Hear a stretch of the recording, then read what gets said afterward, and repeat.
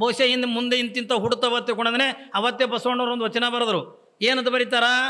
ಗರ್ಭದ ಶಿಶುವೆ ಅಂತೀವಿ, ತೊಟ್ಟಿಲ್ಲ ಶಿಶುವಿಂಗೆ ಜೋಗುಳವಲ್ಲದೆ ಗರ್ಭದ ಶಿಶುವಿಂಗೆ ಜೋಗುಳವುಂಟೆ. ಶರಣರಂದ ಕೇಳ್ತಾರಲ್ಲ, ಏನಂತಾರ? ತೊಟ್ಟಿಲ್ಲ ಶಿಶುವಿಂಗೆ ಜೋಗುಳವಲ್ಲದೆ ಗರ್ಭದ ಶಿಶುವಿಂಗೆ ಜೋಗುಳವುಂಟೆ. ಯಾವ ಜೋಗಳ ಪದ ಯಾವಾಗ ಹಾಡ್ತಿರಿ ತಾಯಿ? ಮೊನ್ನೆ ಯಾವಾಗ ಹಾಡಿದ್ರಿ?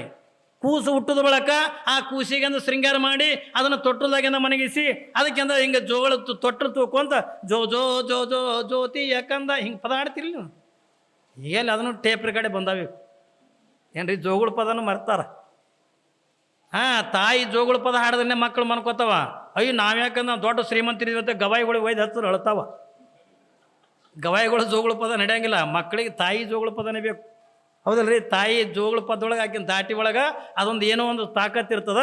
ಆ ಹಾಡು ಕೇಳಿರ್ತಕ್ಕಂಥ ಕೂಸು ಆನಂದ ಪಡ್ತದ, ಅವಾಗಿಂದ ಮಲ್ಕೋತದ, ನಿದ್ದೆ ಮಾಡ್ತದ, ಏನೆಲ್ಲ ಸಮಾಧಾನ ಆಗ್ತದ. ಹೌದಿಲ್ರಿ?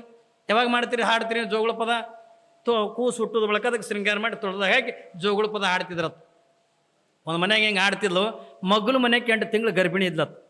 ಈ ಮಗ್ಳು ಮನೆಯಾಗೆ ತೊಟ್ಟಲ್ದಾಗ ಕೂಸಿನ ಮನೆಗೆ ಜೋಗುಳ ಪದ ಹಾಡ್ದು ಈಕಿನ ಮನೆಗೆ ಕೇಳ್ತಿತ್ತತ್. ಈಕಿಗೆ ಸಂಕಟ ಬಿತ್ತು. ಅಯ್ಯ ತೊಟ್ಟಲ್ದಾಗ ಮನಗಿಸಿ ಜೋಗುಳ ಪದ ಹಾಡ್ಬೇಕಂದ್ರೆ ಎಲ್ಲೇ ಕಾನೂನ್ದಾಗ ಬರ್ದದನು? ಹೆಂಗೂ ನಾನು 8 ತಿಂಗಳು ಗರ್ಭಿಣಿ, ನೀ ಹೊಟ್ಟೆಗೆ 8 ತಿಂಗಳು ಕೂಸದ, ನಾಯಕ ಪದ ಹಾಡಬಾರ್ದತ್ತಂದು ಜೋ ಜೋ ಜೋ ಜೋ ಏನ್ರಿ ಹೊಟ್ಟೆ ಅಳಿಗೆಡಿಸ್ಕೊತ ಪದ ಜೋಗುಳ ಪದ ಹಾಡಿದ್ರೆ ಕೂಸಿ ಸಮಾಧಾನ ಹಾಕಿದ್ರೆ ಆಕೆ ಅನ್ಲತ್ತ. ಅಯ್ಯ ಇದೇನು ತೊಟ್ಟಲ್ದಾಗ ಹಾಕಿ ಜೋಗುಳ ಪದ ಹಾಡ್ಬೇಕಂದ್ರೆ ಏನು ಕಾನೂನು ಅದನು?